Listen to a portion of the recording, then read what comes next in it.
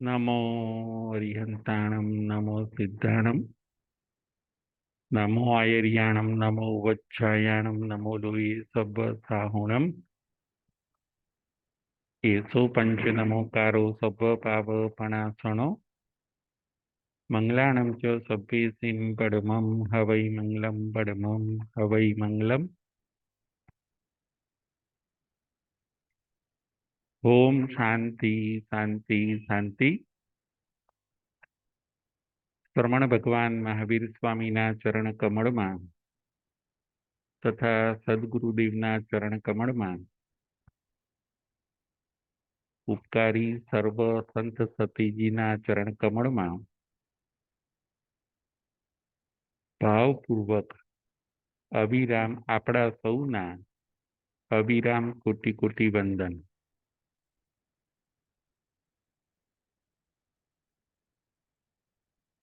તારીખ 29/1/24 ધર્મકથાનો યોગ વાંચણી નંબર 5 ધર્મકથાનો યોગ. કથાના માધ્યમે આપણે તત્વ અને ધર્મને સમજીશું. કથા. આજની આપણી કથા છે સુશિષ્ય પંથક મુનિ. સુશિષ્ય પંથક મુનિ એ કથા ઉપર આજે આપણે વિચાર કરીશું. પંથક મુનિ કોણ હોય છે? એ શિષ્ય બને છે. શું શિષ્ય બને છે? પોતાના ગુરુની સેવા કરે છે. ગુરુ પ્રમાદમાં પડી જાય છે તો પણ અગ્લાન ભાવે એમની સેવા કરે છે. ગુરુ શિથિલ બની જાય છે. ઘણો લાંબો સમય સુધી ગુરુ પ્રમાદમાં રહે છે. એવા પોતાના ઉપકારી ગુરુને પંથક મુનિ પોતે પાછા માર્ગ ઉપર લાવે છે. આ છે કથાનો સાર. એવા પંથક મુનિની કથા આજે આપણે વિસ્તારથી જોઈશું. સુશિષ્ય પંથક મુનિ. સેલકપુર નામે નગર હોય છે. એ નગરના રાજા શૈલક નામે રાજા હોય છે.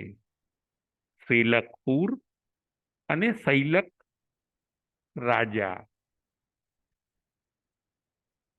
એ શૈલક રાજાને મંડુક નામે પુત્ર હોય છે. એકવાર એવું બને છે કે સુખદેવ નામના અણગાર શૈલકપુર પધારે છે. શૈલક રાજર્ષિ સત્સંગ કરે છે. શૈલક રાજર્ષિ પોતે રાજા છે. એમણે સુખદેવ અણગારની વાણી સાંભળીને એમને એમ થયું કે આ અસાર સંસારનો ત્યાગ કરીને હું પણ મારા આત્માનું કલ્યાણ કરું. શૈલક રાજર્ષિ દીક્ષા લે છે. શૈલક રાજર્ષિ પોતાના પુત્ર મંડુકને રાજા બનાવે છે. રાજ્યનો કારભાર પોતાના પુત્ર મંડુકને સોંપીને શૈલક રાજા હવે શૈલક રાજર્ષિ બની ગયા. સુખદેવ અણગાર પાસે એ દીક્ષિત થાય છે. જ્ઞાન ધ્યાનમાં લાગી જાય છે. આત્માનું કલ્યાણ કરવું છે. શૈલક રાજર્ષિ એક ગામથી બીજે ગામ જાય, જપ કરે, તપ કરે, સંસારની મોહ માયાને એમણે અલગ કરી દીધી. રાજ્યનો કારભાર પોતાના પુત્ર મંડુકને સોંપી દીધો અને શૈલક રાજર્ષિ પોતે હવે પોતાના આત્માની મસ્તીમાં ગુરુકુળવાસમાં તપ જપ કરવા લાગ્યા. 11 અંગનો અભ્યાસ કરે છે, ખૂબ તપશ્ચર્યા કરે છે અને ગ્રામાનુગામ એ પોતે વિચરણ કરે છે. શૈલક રાજર્ષિ. આ શૈલક રાજર્ષિને એક પછી એક શિષ્ય થતા જાય છે. એમ કુલ 500 શિષ્ય આ શૈલક રાજર્ષિને થાય છે. એમાં એક શિષ્યનું નામ પંથક હોય છે. શૈલક રાજર્ષિ ખૂબ પ્રભાવશાળી સંત હોય છે. શૈલક રાજર્ષિ ખૂબ જ્ઞાની ધ્યાની સંત હોય છે, એટલે એમનો શિષ્ય સમુદાય વધતો ગયો. 500 શિષ્ય. વિચરણ કરતા કરતા આ શૈલક રાજર્ષિ એકવાર પોતાનું જે રાજ્ય હતું, પોતે જ્યાં રાજા હતા, એ શેલકપુરના ઉદ્યાનમાં પધારે છે. એમને હવે કોઈ પોતાના રાજ્યનો મોહ નથી. ઉદ્યાનમાં પધારે છે. જનતા પોતે જીનવાણીનું શ્રવણ કરવા માટે જાય છે. પોતાનો પુત્ર જે મંડુક છે, વર્તમાને જે રાજા છે, એ પણ પોતાના પિતા શૈલક રાજર્ષિના દર્શન કરવા માટે, જીનવાણીનું શ્રવણ કરવા માટે નગરની બહાર ઉદ્યાનમાં જાય છે. શૈલક રાજર્ષિ પોતે પોતાના વિશાળ શિષ્ય સમુદાય સાથે આજે શેલકપુરના ઉદ્યાનમાં બેઠા છે. ઉદ્યાનની અંદર અનેક પ્રજા આવે છે અને જાય છે. દર્શન, વંદન, માંગલિક અને પ્રવચન શ્રવણનો સૌ લાભ લે છે. મંડુક રાજા જે પોતાનો દીકરો છે, એ પણ શૈલક રાજર્ષિ પાસે આવે છે. જીનવાણીનું શ્રવણ કરે છે. જીનવાણી સમાપ્ત થયા પછી, પ્રવચન સમાપ્ત થયા પછી પુત્ર મંડુક પોતાના પિતા એવા શૈલક રાજર્ષિને મળે છે. મંડુક રાજા કહે છે, સંસાર પક્ષે પોતાના પિતા એવા શૈલક રાજર્ષિને મંડુક રાજા કહે છે, ગુરુદેવ, તપ કરતા કરતા આપનું શરીર કૃશ થયું છે. આપના શરીરની અંદર દાહજ્વર નામનો કોઈક રોગ લાગે છે.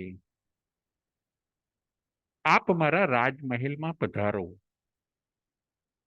ત્યાં હું તમારી ચિકિત્સા કરાવું, ત્યાં હું વૈદ્યને બોલાવું, અનેક જાણકારો પાસે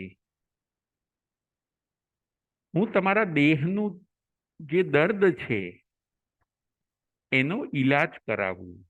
મંડુક રાજા શૈલક રાજર્ષિને એક આચાર્યને વિનંતી કરે છે કે આપ ભગવાન મારા રાજમહેલમાં પધારો. આપનું શરીર જો સ્વસ્થ થઈ જશે તો આપ ધર્મ ધ્યાન સારું કરી શકશો, આપ વિચરણ કરી શકશો. આપના શરીરમાં અત્યારે કયો વ્યાધિ છે એનો ઈલાજ કરાવવો ખૂબ જરૂરી છે. મંડુક રાજા વિનંતી કરે છે.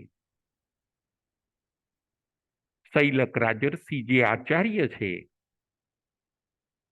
એમને પણ મનની અંદર આ વાત બેસી ગઈ. એમને પણ એમ થયું કે મારું શરીર ખરેખર જીર્ણ થઈ ગયું છે, મારું શરીર કૃશ થઈ ગયું છે. સંયમ જીવનની અંદર શરીર એ મુખ્ય સાધન છે. લાવો મંડુકની વાત હું માનું, એમ વિચાર કરતા કરતા મંડુકની એ વાતને આચાર્ય પોતે માન્ય રાખે છે. શૈલક રાજર્ષિ પોતાના શિષ્ય સમુદાય સાથે મંડુકના રાજમહેલમાં પધારે છે. સારવાર ચાલુ થઈ, ચિકિત્સા ચાલુ થઈ, ખાનપાન સ્વાદિષ્ટ મળવા લાગ્યા. લાંબો સમય સુધી રાજમહેલમાં રહે છે. એવું બને છે હવે કે હવે આ રાજમહેલની અંદર આ આચાર્ય ભગવંતને થોડું અનુકૂળ આવી ગયું. રોગનો ઈલાજ ચાલુ છે. શરીર હવે ધીરે ધીરે સ્વસ્થ થાય છે. ખોરાક પણ લઈ શકે છે. હવે વ્યાધિ ધીરે ધીરે નાશ પામે છે. હવે શરીર થોડું જીર્ણ નથી, પરંતુ શરીર હવે થોડું સ્વસ્થ બન્યું છે. પરંતુ આચાર્ય ભગવંત હજી વિહાર કરવાના ભાવ રાખતા નથી. હજી વધારે રોકાવું છે રાજમહેલમાં, હજી વધારે રાજમહેલમાં રોકાવું છે. એમના એ ભાવ ધીરે ધીરે વધતા ગયા. એ વિચાર ઘર કરી ગયો, હમણાં વિહાર નહીં, આ રાજમહેલ બરાબર છે, અહીંના ગોચરી પાણી બરાબર છે, મને અહીંયા સુખ શાંતિ છે. ધીરે ધીરે આ બધા વિચારો મનમાં ઘર કરી ગયા. શૈલક રાજર્ષિના જીવનમાં ધીરે ધીરે પ્રમાદે પણ પ્રવેશ કર્યો. હવે સંયમ જીવનના કષ્ટ થોડા એમણે સાઈડમાં કર્યા. થોડો પ્રમાદ આવ્યો. આળસ અને પ્રમાદ વધતા ગયા.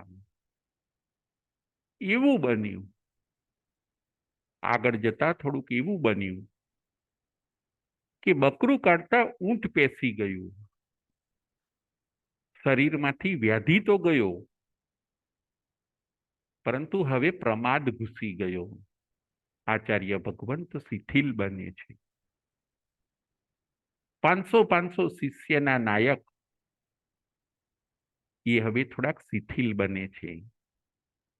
એમને રાજમહેલમાં અનુકૂળ આવી ગયું. ત્યાંના ખાનપાન,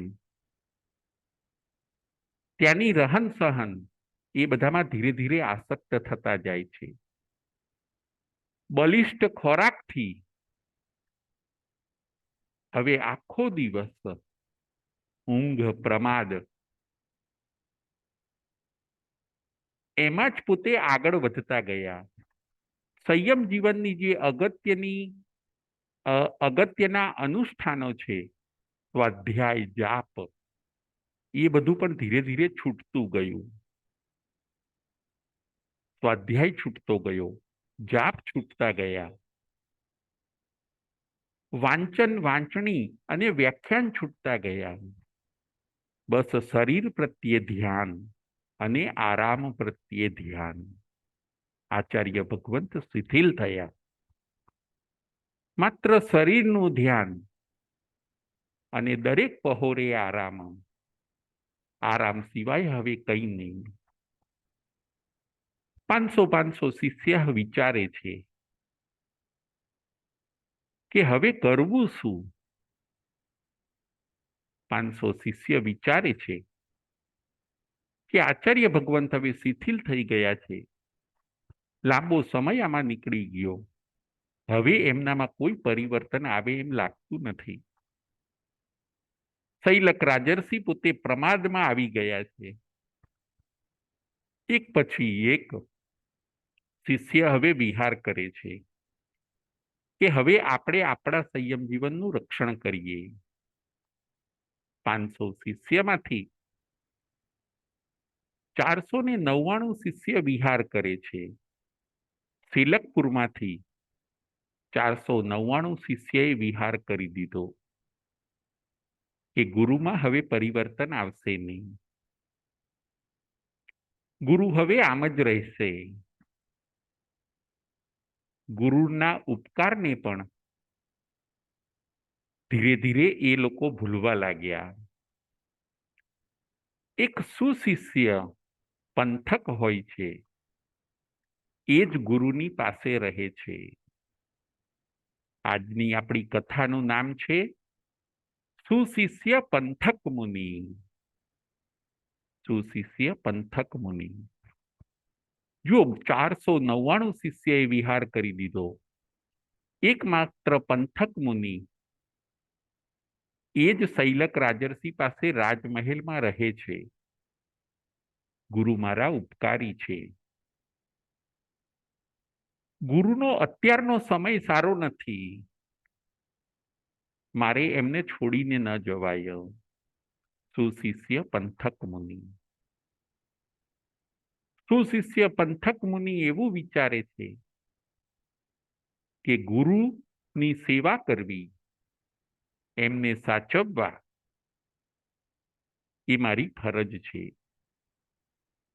એમણે અમને સંસારથી તાર્યા છે, એમણે મને સંસારથી ઉગાર્યો છે. અત્યારે ભલે એમના સમય અને સંજોગો વિકટ હોય, પરંતુ આ વિકટ સમયમાં મારે મારા ગુરુને સાથ આપવો જોઈએ. ગુરુથી જુદા થવાનો એ વિકલ્પ પણ કરતા નથી. ગુરુને ગુચરી પાણી વપરાવે, ગુરુને આરામ કરાવે, ગુરુ સૂતા હોય ત્યારે સહેજ પણ અવાજ ન કરે, ખૂબ સમભાવથી, ખૂબ શાંતિથી નિરંતર ગુરુની સેવામાં રહે છે.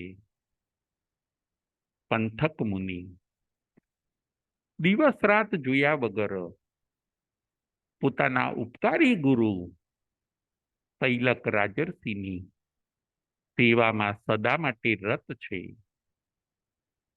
બીજા શિષ્યો જતા રહ્યા, એમણે અહીંયા રહેવું જોઈએ એવો વિકલ્પ પણ એ કરતા નથી. મારું કેવું સદભાગ્ય કે મને મારા ગુરુની સેવા કરવાનો તક મળી. શૈલક રાજર્ષિની ઊંચા ભાવોથી પંથક મુનિ પોતે સેવા કરતા જાય છે. મનમાં એવો પણ ભાવ છે કે મારા ગુરુ જરૂર એક દિવસ આ પ્રમાદમાંથી બહાર નીકળશે. મારા ગુરુ એક દિવસ જરૂર પાછા સંયમમાં સ્થિર થઈ જશે.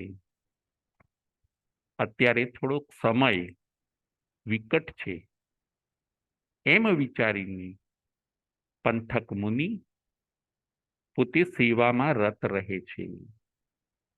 રાજમહેલની અંદર ઘણો લાંબો ટાઈમ નીકળી ગયો. શૈલક રાજર્ષિ પોતે પ્રમાદમાંથી હજી બહાર નીકળતા નથી. એકવાર એવી ઘટના બને છે, ચોમાસી પક્ષીનો દિવસ હોય છે. એ ચોમાસી પક્ષીના દિવસે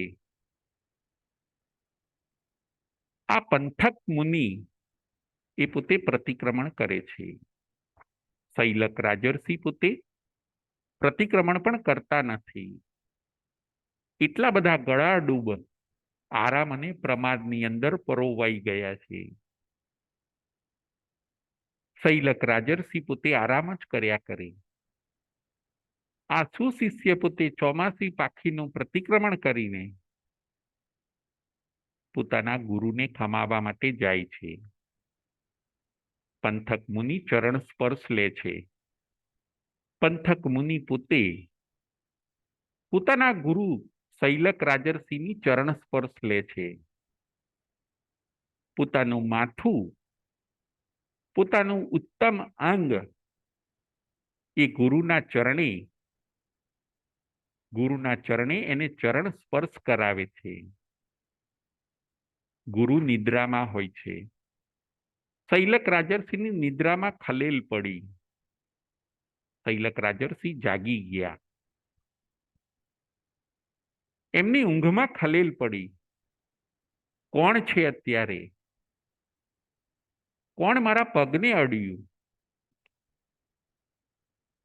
શૈલક રાજર્ષિ થોડાક રોષે ભરાઈ ગયા. ગુરુદેવ, હું છું, આપનો શિષ્ય પંથક છું. ગુરુદેવ, તમે પગને કેમ અડ્યા? ગુરુદેવ, મેં ચરણ સ્પર્શ લીધા છે. આજે મેં પાખીનું પ્રતિક્રમણ કર્યું ગુરુદેવ, એટલે મેં આપના ચરણ સ્પર્શ લીધા, એટલે કદાચ આપને ખલેલ પડી હશે. બાકી આપનો કોઈ મેં અપરાધ કર્યો નથી. ગુરુદેવ, મને માફ કરજો. હું આપનો શિષ્ય પંથક છું. વિનયપૂર્વક પંથક મુનિ પોતાના ગુરુને આવું કહે છે. પંથક મુનિની વિનયપૂર્વકની આ વાત સાંભળીને શૈલક રાજર્ષિ થોડાક વિચાર કરવા લાગી જાય છે. સુવિનિત શિષ્ય એવા પંથક મુનિની મધુર વાણીથી જાણે ચમત્કાર થયો. શૈલક રાજર્ષિના મનમાં પાખી શબ્દ બેસી ગયો. આજે ચોમાસી પાખી છે અને પ્રતિક્રમણ કર્યું. મારા શિષ્યએ આજે ચોમાસી પાખીનું પ્રતિક્રમણ કર્યું. એ શબ્દ ઉપર વિચાર કરતા કરતા શૈલક રાજર્ષિ પોતે વિચાર કરે છે કે આજે ચોમાસી પાખીનું હું ગુરુ હોવા છતાં પણ પ્રતિક્રમણ કરતો નથી, અને આ મારો નાનો શિષ્ય એ પ્રતિક્રમણ કરે છે. હું ગુરુ હોવા છતાં પણ આજે મોટું પ્રતિક્રમણ જેને કહી શકાય એ પણ કરતો નથી. આરામમાં ને આરામમાં, પ્રમાદની અંદર મારો સંયમ મેં સાઈડમાં કરી દીધો. આવું કેમ ચાલે? થોડાક વિચારો આગળ ચાલ્યા. મારે પણ આ શિષ્યની જેમ ધર્મની ક્રિયાઓ કરવી જોઈએ. જુઓ, શિષ્યના જીવનમાંથી બોધ લે છે. શિષ્યના જીવનમાંથી ગુરુ બોધ લે છે. મારે પણ આ શિષ્યની જેમ ધાર્મિક ક્રિયાઓ કરવી જોઈએ. હું ગુરુ છું, હું આચાર્ય છું. સતત આરામ કરવો મને પોસાય નહીં. હું ધર્માચાર્ય છું. મારી પાસે રાજ્ય લક્ષ્મી હતી, એ બધાનો ત્યાગ મેં કેમ કર્યો?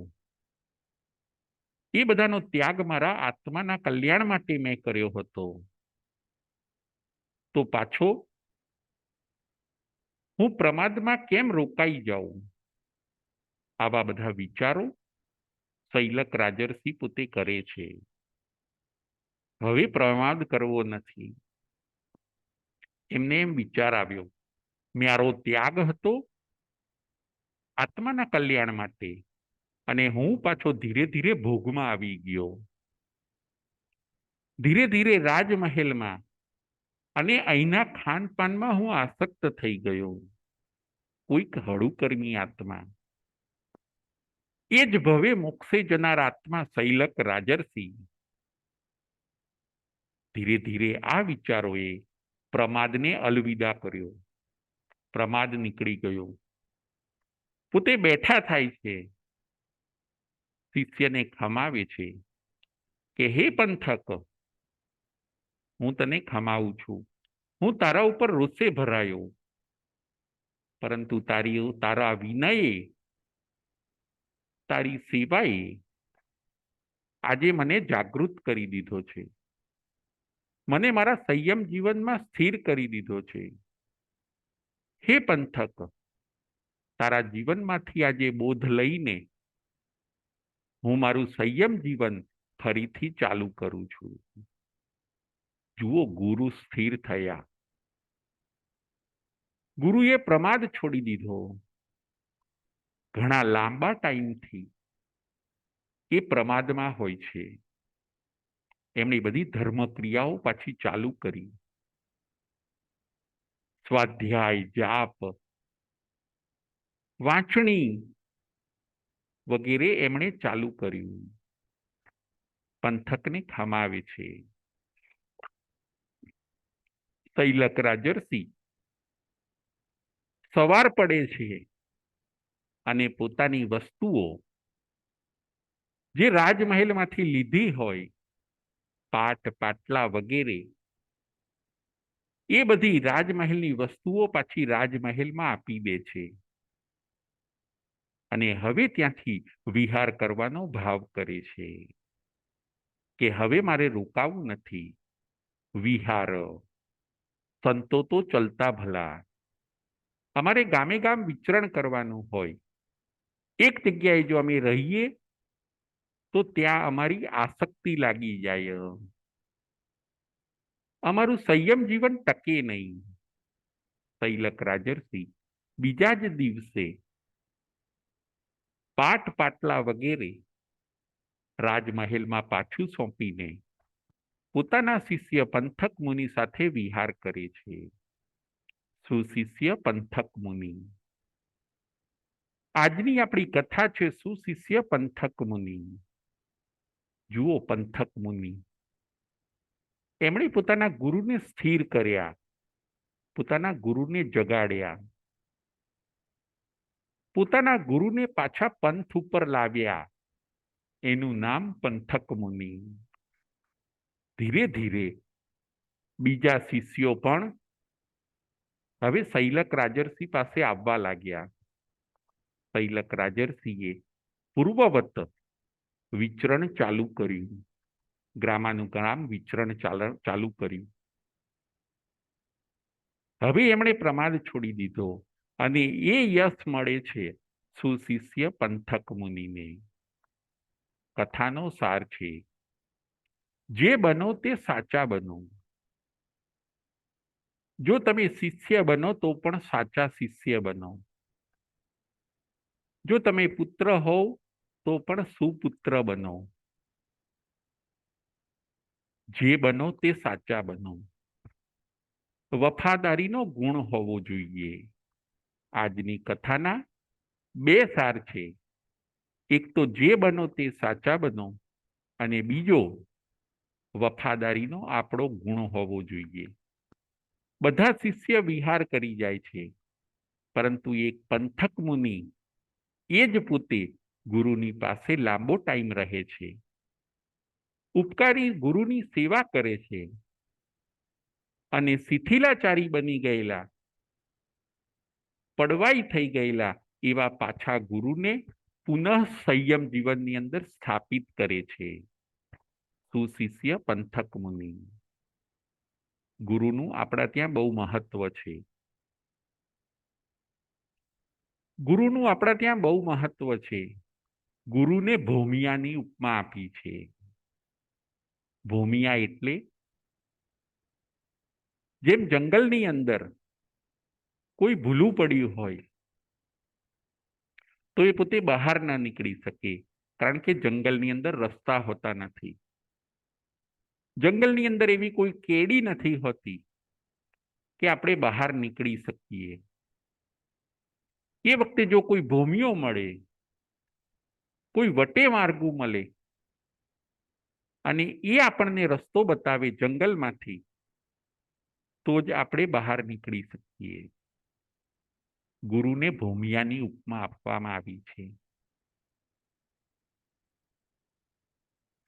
જંગલમાંથી બહાર નીકળીને ભૂમિયો રસ્તો બતાવે ત્યારે મનુષ્ય નગરમાં જઈ શકે છે.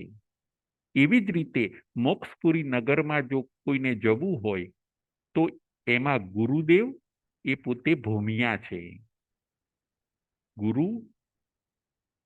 ગુરુ પાસે મોક્ષનું જ્ઞાન છે. ગુરુ પાસે શું શું હોય છે? તો કે ગુરુને ભગવાન કેવા હોય અને ભગવાન કેવી રીતે બની શકાય એનું જ્ઞાન જો કોઈની પાસે હોય તો માત્ર ને માત્ર એક ગુરુ પાસે હોય છે. અન્ય દર્શનોમાં પણ ગુરુનું મહત્વ બતાવ્યું છે. ગુરુ બ્રહ્મા ગુરુ વિષ્ણુ ગુરુદેવો મહેશ્વરા ગુરુ સાક્ષાત પરબ્રહ્મા તસ્મૈ શ્રી ગુરુવે નમઃ. ગુરુ એ જ બ્રહ્મા છે, ગુરુ વિષ્ણુ છે, ગુરુ મહેશ્વર છે. તસ્મૈ શ્રી ગુરુવે નમઃ. ગુરુનો આવો મહિમા હિન્દુ ધર્મમાં પણ બતાવ્યો છે. ગુરુ પાસે મોક્ષનું જ્ઞાન છે, આત્માનું જ્ઞાન છે, શાસ્ત્રનું જ્ઞાન છે. એવા ગુરુને આપણે સાચવવા જોઈએ. ગુરુને ભૂમિયાની ઉપમા આપી છે, એ દ્રષ્ટાંત આપણે જોયું. બીજું ગુરુને ગોવાળની પણ ઉપમા આપી છે. ગોવાળ, જેમ ગોવાળ હોય એ પોતે ગોવાળ હોય એ પોતે જેમ ગાયોને સાચવે છે અને એ ગાયોને ક્યાં ચરવા લઈ જવી, કેવી રીતે સાચવવી, ક્યાં એને ઊભી રાખવી, એ બધું ધ્યાન ગોવાળ રાખે છે.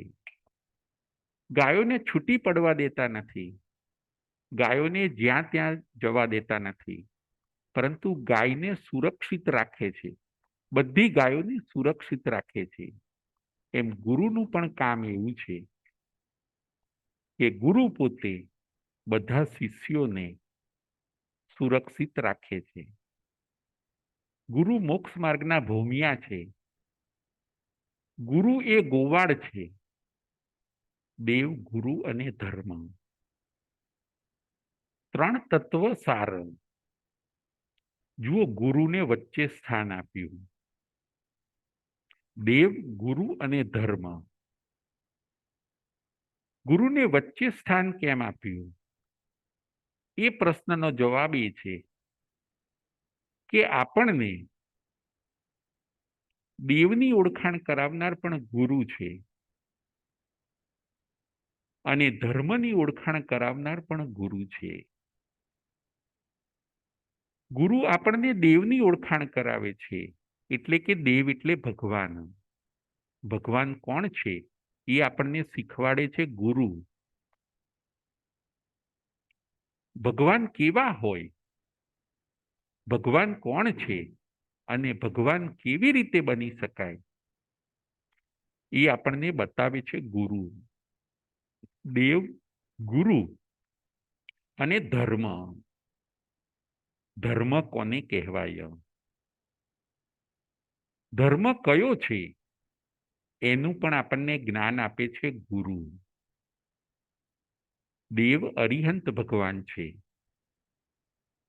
અને ધર્મ, અહિંસા એ ધર્મ છે.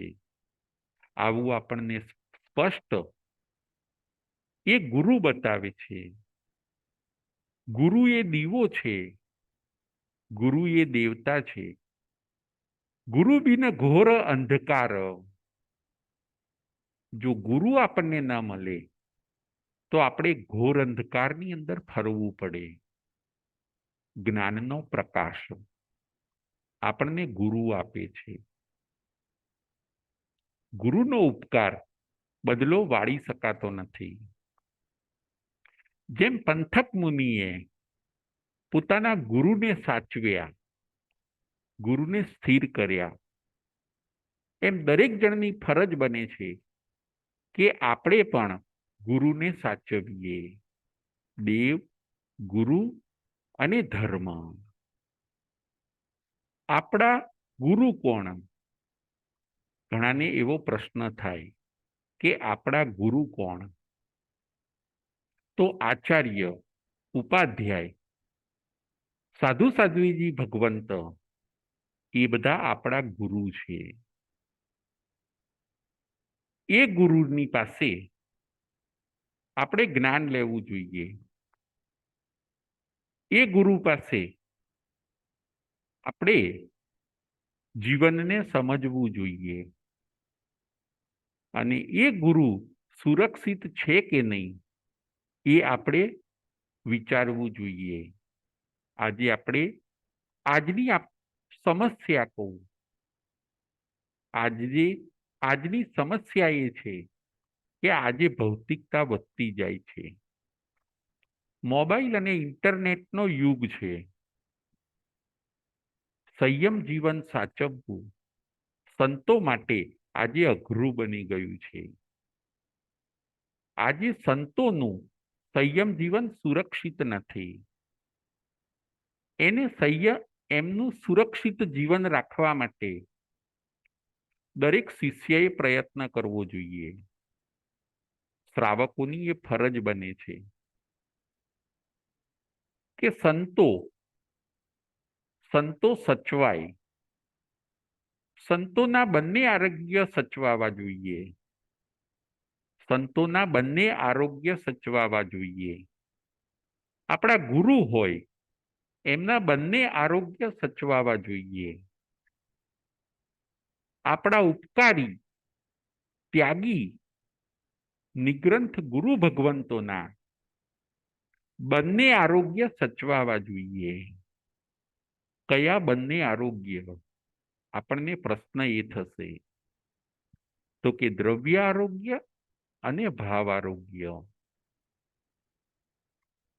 એમની શરીર સુખાકારી પણ રહેવી જોઈએ. એ છે દ્રવ્ય આરોગ્ય. અને ભાવ આરોગ્ય છે કે એમનું સંયમ જીવન સચવાવું જોઈએ. એમનો ત્યાગ સચવાવો જોઈએ. એમાં શિષ્યએ પૂરક બનવાનું છે. શ્રાવકોએ સંતોને સંયમ પડાવવામાં પૂરક બનવાનું છે. જુઓ, પંથક મુનિએ એવું જ કર્યું. સુશિષ્ય પંથક મુનિએ એવું જ કર્યું. પોતાના ગુરુને સાચવ્યા. પહેલા શૈલક રાજર્ષિનું દ્રવ્ય આરોગ્ય બગડ્યું અને પછી શૈલક રાજર્ષિનું ભાવ આરોગ્ય બગડ્યું. દ્રવ્ય આરોગ્ય બગડ્યું હતું, એમને દાહ જ્વર થયો. અને ભાવ આરોગ્ય બગડ્યું કે એ પોતે પ્રમાદમાં આવી ગયા. છતાં પણ એક સુશિષ્ય ગુરુને વફાદાર રહે છે. ગુરુ મારા ઉપકારી છે. ગુરુએ મને જ્ઞાન ચક્ષુ આપ્યા છે. ગુરુએ મને મોક્ષનો રસ્તો બતાવ્યો છે. ગુરુ મુશ્કેલીમાં હોય ત્યારે એમને મૂકીને જતું ન રહેવાય. એ પ્રેરણા સુશિષ્ય પંથક મુનિના જીવનમાંથી આપણે લેવાની છે. સુશિષ્ય પંથક મુનિ દ્રવ્ય આરોગ્યથી અને ભાવ આરોગ્યથી પોતાના ગુરુને બચાવી લે છે. પોતાના ગુરુને પાછા સંયમ જીવનમાં સ્થિર કરી દે છે. આપણે પણ એ જ પ્રેરણા લેવાની છે. વફાદારીનો ગુણ કેળવીએ. ગુરુ આપણા ઉપકારી છે. સંત સતીજી આપણા ઉપકારી છે. સંગ આપણો ઉપકારી છે. માતા પિતા આપણા ઉપકારી છે. વડીલો આપણા ઉપકારી છે. એ જ્યારે શિથિલ બને, એ જ્યારે અશક્ત બને, ત્યારે એમને મૂકીને આપણે જતું રહેવાનું નથી. એમને પાછા આપણે સ્થિર કરવાના છે. જે બનો તે સાચા બનો. જે બનો તે સાચા બનો. તમે શિષ્ય બનો તો પણ સાચા બનો. પુત્ર બનો, પુત્ર વધુ બનો. વિદ્યાર્થી બનો કે ગુરુ બનો, જે બનો એ સાચા બનો. માત્ર આપણે એક્ટિંગ કરવાની નથી. માત્ર સ્વાર્થી પણ બનવાનું નથી કે ગુરુ સાચવે ત્યાં સુધી ગુરુ સાથે રહેવાનું. ગુરુ તકલીફમાં આવી જાય, માતા પિતા તકલીફમાં આવી જાય, પછી એમને મૂકીને જતું રહેવાનું. એવા આપણે સ્વાર્થી પણ બનવાનું નથી. જે બનો તે સાચા બનો. વફાદારીનો ગુણ કેળવીએ. કલિકાલની અંદર ગુરુઓના જીવન જોખમમાં છે. આજે સંતોનું ધ્યાન રાખનાર કોઈ ઘણીવાર નથી. ઇન્ટરનેટ અને મોબાઈલનો જમાનો આવી ગયો. નિમિત્તો ચારે બાજુ બગડી ગયા. બધાની રહેન સહન બદલાઈ ગઈ. ભૌતિકતા વધતી ગઈ લાગે છે. ખરું કહીએ, આજે જો આપણે જોવા જઈએ ઘણી વાર, તો એમ લાગે કે સંતો પણ એમનું લક્ષ્ય ચૂક્યા છે. સંતોમાં પણ હવે તપ ત્યાગ ઓછું થઈ ગયું. કારણ કે એમને કોઈ જોનાર ન રહ્યું, કહેનાર ન રહ્યું. એમાં દોષ સંતોનો નથી. કેમ કે આપણે શ્રાવકોએ, આપણે શિષ્યોએ એમને સાચવ્યા નહીં. આપણી જો સતત દેખરેખ હોત, આપણે સતત એમની સાથે હોત, તો એમનું સંયમ જીવન સુરક્ષિત હોત. પરંતુ સંયમીઓને, સંતોને, ગુરુઓને આજે સૌએ એકલા મૂકી દીધા. પછી એમનામાં સ્વચ્છંદતા વધતી ગઈ, શિથિલતા વધતી ગઈ, આધ્યાત્મિકતા ઘટતી ગઈ. ધીરે ધીરે સંતોના પણ મન ભૌતિકતામાં આવવા લાગ્યા. આવું કેમ બન્યું? કારણ કે આજે જમાનો ભૌતિકતાનો છે. સંતો ભૌતિકતામાં ન જાય એનું ધ્યાન આપણે રાખવાનું છે. એ આપણા ઉપકારી છે. એ શિથિલ બને એ કેમ ચાલે? એ પોતે માર્ગ ભૂલી જાય એ કેમ ચાલે? આપણી ફરજ બને છે કે એમની સેવા કરીએ, એમની સાથે સ્વાધ્યાય કરીએ, એમના ભાવોમાં વૃદ્ધિ થાય એવો સતત શિષ્યો એટલે કે શ્રાવકોએ આવો સરસ પ્રયત્ન કરવો જોઈએ. આપણા ગુરુ કોણ? તો કે આપણા ગુરુ છે આચાર્ય ભગવંતો, ઉપાધ્યાય ભગવંતો અને સાધુ સાધ્વીજી ભગવંતો. 36 ગુણે કરી યુક્ત આચાર્ય ભગવંત, 25 ગુણે કરી યુક્ત ઉપાધ્યાય ભગવંત અને 27 ગુણે કરી યુક્ત સાધુ સાધ્વીજી. એ આનંદમાં રહે એવો આપણે પ્રયત્ન કરીએ. એ હસતા ખીલતા ગુરુ રહે એવો આપણે પ્રયત્ન કરીએ. ગુરુ એમના માર્ગમાં આગળ વધે અને આપણને પણ આગળ લઈ જાય એવો આપણે પ્રયત્ન કરવાનો છે. સુશિષ્ય પંથક મુનિ. સુશિષ્ય પંથક મુનિએ એવું જ કર્યું. ગુરુને પણ આગળ લઈ ગયા અને પોતે પણ આગળ ગયા. બંને જણે આત્માનું કલ્યાણ કર્યું. આજની આપણી કથા હતી સુશિષ્ય પંથક મુનિ. જે બનો તે સાચા બનો. વફાદારીનો ગુણ કેળવીએ. આત્માનું આપણે કલ્યાણ કરીએ.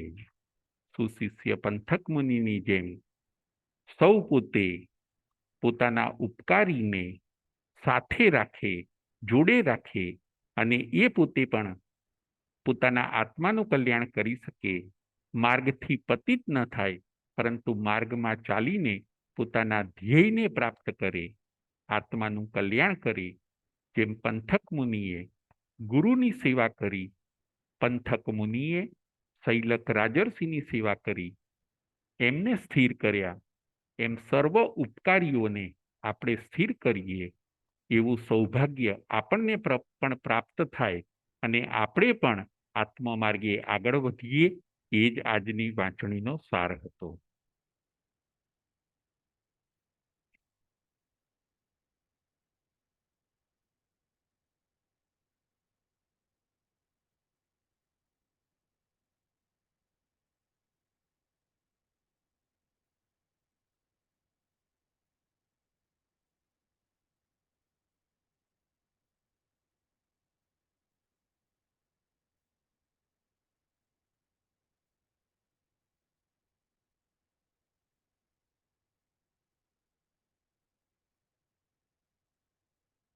પ્રશ્નોત્તરી, કોઈને પ્રશ્ન પૂછવો હોય તો પોતાનો રેઝ હેન્ડ કરશે.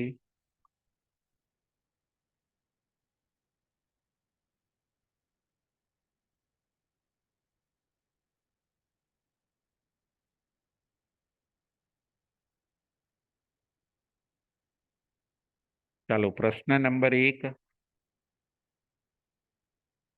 ગોવાળનું દૃષ્ટાંત સમજાવો. પ્રશ્ન નંબર 1, ગોવાળનું દૃષ્ટાંત સમજાવો.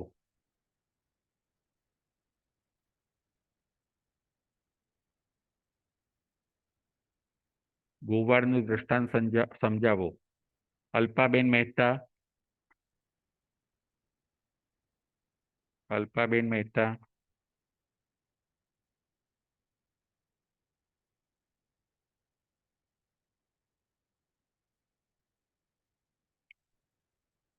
અલ્પાબેન મહેતા,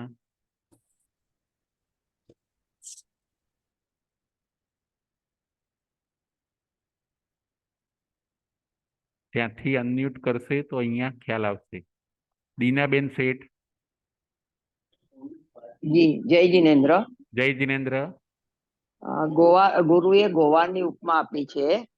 ગોવાળ જ્યાં હોય તે પોતે પોતાની ગાયને સાચવે છે, પછી પોતે ક્યાં ચરવા લઈ જાય છે, ક્યાં તેને ઊભી રાખવી, તેને કેવી રીતે સાચવી તે ગોવાળ કરે છે, તે અને ગાયને સુરક્ષિત રાખે છે. એવી જ રીતે બરાબર. આગળ. હા, પછી આગળ એવી રીતે ગુરુ પણ આપણને, આપણે ગુરુને સાચવવા જોઈએ, એમની વૈયાવત કે એમની સેવા સારી રીતે કરવી જોઈએ. બરાબર. બરાબર છે, બરાબર છે. સરસ, સરસ, બહુ સરસ. જેમ ગોવાળ ગાયોને સુરક્ષિત રાખે છે, એમ શિષ્યોને સુરક્ષિત કોણ રાખે છે? તો કે શિષ્યોને સુરક્ષિત ગુરુ રાખે છે. ખ્યાલ આવ્યો? જી જી. જી જી, ઓકે, થેન્ક યુ. હવે દેવ, ગુરુ અને ધર્મ, એમાં ગુરુને વચ્ચે કેમ સ્થાન છે? દેવ, ગુરુ અને ધર્મ. જય જિનેન્દ્ર. જય જિનેન્દ્ર. અલ્પાબેન મહેતા. દેવ, ગુરુ અને ધર્મમાં ગુરુને વચ્ચે સ્થાન આપ્યું છે, કેમ કે ગુરુ આપણને દેવની અને ધર્મની બેવની ઓળખાણ કરાવે છે. આપણા દેવ અરિહંત દેવ અને આપણું ધર્મ અહિંસા ધર્મ, એની ઓળખાણ આપણને ગુરુ કરાવે છે, એટલા માટે એમને વચ્ચે સ્થાન આપ્યું છે. બહુ સરસ, બહુ સરસ. Thank you. જય જિનેન્દ્ર. જય જિનેન્દ્ર.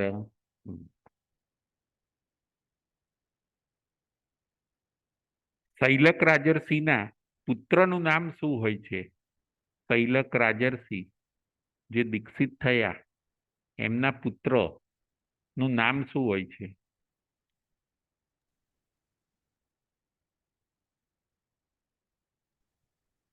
મંડુક.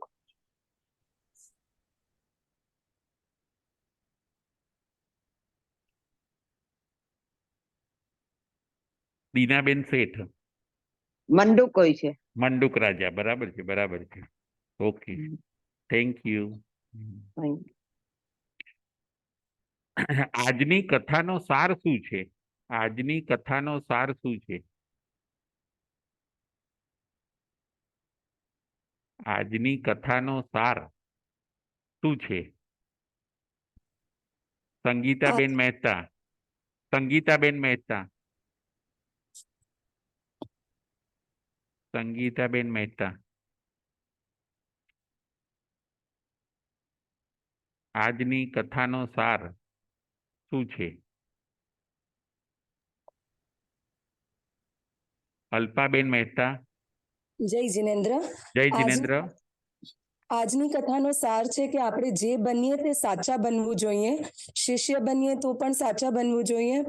પુત્રવધુ આપણે જે પણ કરીએ એ સાચું કરવું જોઈએ. અને બીજું, આપણી અંદર વફાદારીનો ગુણ હોવો જોઈએ. બરાબર ને છે. આપણે આપણા સાધુ સાધ્વીના બે આરોગ્ય સાચવવા જોઈએ, દ્રવ્ય આરોગ્ય અને ભાવ આરોગ્ય. એમનું સંયમ જીવન સચવાય એવા આપણે કાર્ય કરવા જોઈએ. એ અગર શિથિલ થઈ જાય કે આજની ભૌતિકતાને લીધે એ અગર માર્ગ ભટકી જાય તો આપણે એમને સંયમ માર્ગમાં સ્થિર કરવા જોઈએ. બરાબર છે, બરાબર છે. આરોગ્ય કેટલા પ્રકારના? આરોગ્ય અલ્પાબેન કેટલા? બે પ્રકારના આરોગ્ય હોય છે, દ્રવ્ય આરોગ્ય અને ભાવ આરોગ્ય.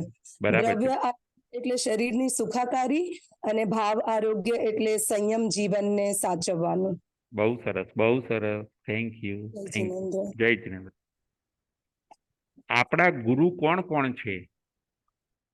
નવો પ્રશ્ન, આગળનો પ્રશ્ન. આપણા ગુરુ કોણ કોણ છે?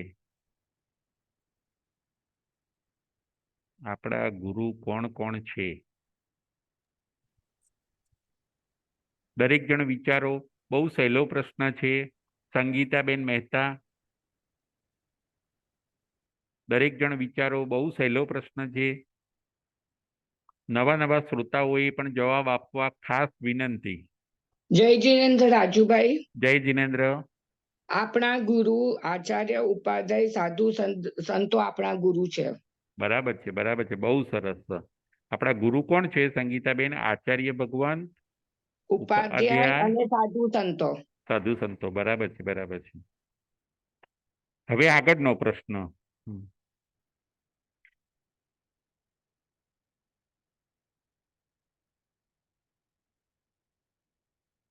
સાધુ સંતોને સુરક્ષિત રાખવા માટે આપણે શું કરવું જોઈએ? સાધુ સંતોને સુરક્ષિત રાખવા માટે, ગુરુને સુરક્ષિત રાખવા માટે આપણે શું શું કરવું જોઈએ? સાધુ સંતોને સુરક્ષિત રાખવા માટે, ગુરુને સુરક્ષિત રાખવા માટે આપણે શું કરવું જોઈએ? અલ્પાબેન મહેતા. જય જિનેન્દ્ર. જય જિનેન્દ્ર. ગુરુને સુરક્ષિત રાખવા માટે આપણે સતત એમનું ધ્યાન રાખવું જોઈએ, સતત એમની દેખરેખ રાખવી જોઈએ, એમની સેવા કરવી જોઈએ, એમને એકલા મૂકવા ના જોઈએ અને એમની સાથે સ્વાધ્યાય કરવું જોઈએ. આપણે એવું કરવું જોઈએ જેમનાથી એમનું સંયમ જીવનમાં એમનું ધ્યાન વધારે રહે. એ આપણે કરવું જોઈએ. બરાબર છે, બરાબર છે. આગળનો પ્રશ્ન. શૈલક રાજર્ષિને કેટલા શિષ્ય હોય છે? સરળ પ્રશ્ન. શૈલક રાજર્ષિને કેટલા શિષ્ય હોય છે? શૈલક રાજર્ષિને કેટલા શિષ્ય હોય છે? શૈલક રાજેશ્રી ને 500 શિષ્ય હોય છે. બરાબર છે, બરાબર છે. બહુ સરસ, બહુ સરસ. હવે આગળનો પ્રશ્ન. કલ્પનાબેન આપશે આગળનો પ્રશ્નનો જવાબ.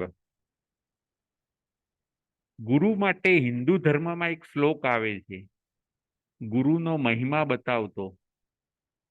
હિન્દુ ધર્મમાં એક શ્લોક આવે છે, એ શ્લોક કયો છે? ગુરુની મહિમા બતાવતો, ગુરુની મહિમા બતાવતો એક શ્લોક આવે છે હિન્દુ ધર્મમાં. અલ્પાબેન મહેતા.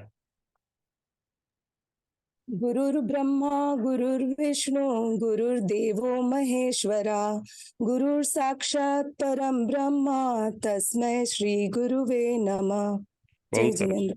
બહુ સરસ. જય જિનેન્દ્ર. હવે આગળનો પ્રશ્ન. શૈલક રાજર્ષિને મૂકીને, બહુ સહેલો પ્રશ્ન, શૈલક રાજર્ષિને મૂકીને કેટલા શિષ્ય વિહાર કરી ગયા? શૈલક રાજર્ષિને મૂકીને કેટલા શિષ્ય વિહાર કરી ગયા? કલ્પનાબેન. શૈલક રાજર્ષિને મૂકીને, ત્યાંથી તમે અનમ્યુટ કરશો તો અહીં સંભળાશે. કલ્પનાબેન.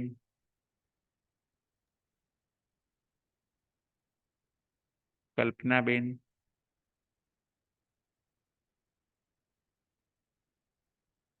શૈલક રાજર્ષિને મૂકીને કેટલા શિષ્યો વિહાર કરી ગયા? ફાલ્ગુનીબેન મહેતા.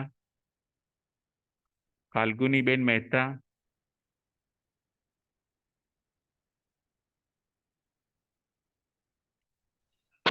ચારસો 499 શિષ્ય વિહાર કરી ગયા. બહુ સરસ, બહુ સરસ. Thank you.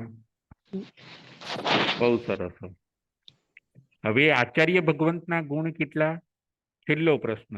આચાર્ય ભગવંતના ગુણ કેટલા? ઉપાધ્યાય ભગવંતના ગુણ કેટલા? અને સાધુ સાધ્વીજી ભગવંતના ગુણ કેટલા? જય જિનેન્દ્ર આદિભાઈ. જય જિનેન્દ્ર. આચાર્ય ભગવંતના 25 ગુણો, ઉપાધ્યાયના 36 અને સાધુ સાધ્વીના 27. બહુ સરસ, બહુ સરસ. હવે છેલ્લો પ્રશ્ન. સુશિષ્ય પંથકના જીવનમાંથી આપણે શું પ્રેરણા લેવાની? સુશિષ્ય પંથકના જીવનમાંથી આપણે શું પ્રેરણા લેવાની?